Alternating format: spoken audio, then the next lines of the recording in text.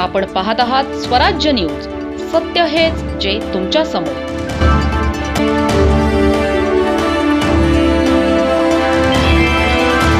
जळगाव जिल्ह्यातील चोपडा तालुक्यात एक धक्कादायक घटना समोर आली आहे. गोवंश वाहतुकीच्या संशयावरून काही तरुणांनी एका आयशर वाहनाला अडवून चालक आणि क्लीनरला बेदम मारहाण केल्याचा प्रकार घडला.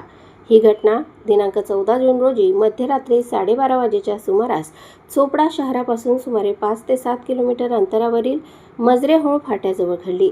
तक्रारदार तबरेज सलीम, राहणार सेंदवा, जिल्हा खरगोन, मध्य प्रदेश हे आयशर वाहन घेऊन जात असताना 8 ते 10 जणांच्या समूहाने त्यांचे वाहन अडवले. गोवंश वाहतूक होत असल्याचा आरोप करत संबंधितांनी चालक व क्लीनरला मारहाण केली. तसेच लोखंडी रॉडच्या साहाय्याने वाहनाचे टायर फोडले आणि काचा देखील तोडून मोठ्या प्रमाणात नुकसान केले. विशेष म्हणजे वाहनाची तपासणी केल्यानंतर त्यामध्ये गोवंश नसून ट्रकचे टायर भरलेले असल्याचे समोर आले. कोणतीही शहानिशा न करता कायदा हातात घेतल्याचा आरोप या प्रकरणात करण्यात आला आहे. चोपडा शहर पोलीस ठाण्यात गुन्हा दाखल करण्यात आला आहे.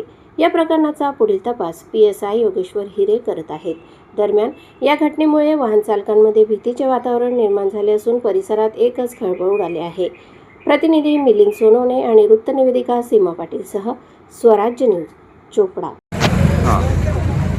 है ना? और मैं औरंगाबाद से टायर भर के जा रहा था इंदौर।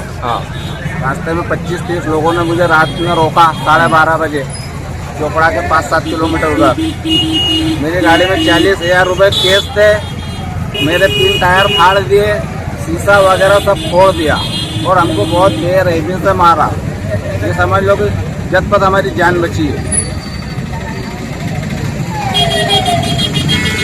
पैसा भी निकाल लिया, पैसे भी ले गए वो और मारा भी। और गाड़ी वो खुद चला के डिक्से पे गाड़ी ले गए। गाड़ी भी मतलब 2-3 जगह बन गई, नहीं तो गाड़ी पलटी हो जाती। बच्चे को भी मारा, साथ में बच्चा था उसको भी, कंडक्टर को भी मारा, मुझे भी मारा। कितने बजे घटना करी? रात करीब 12:30 बजे थी।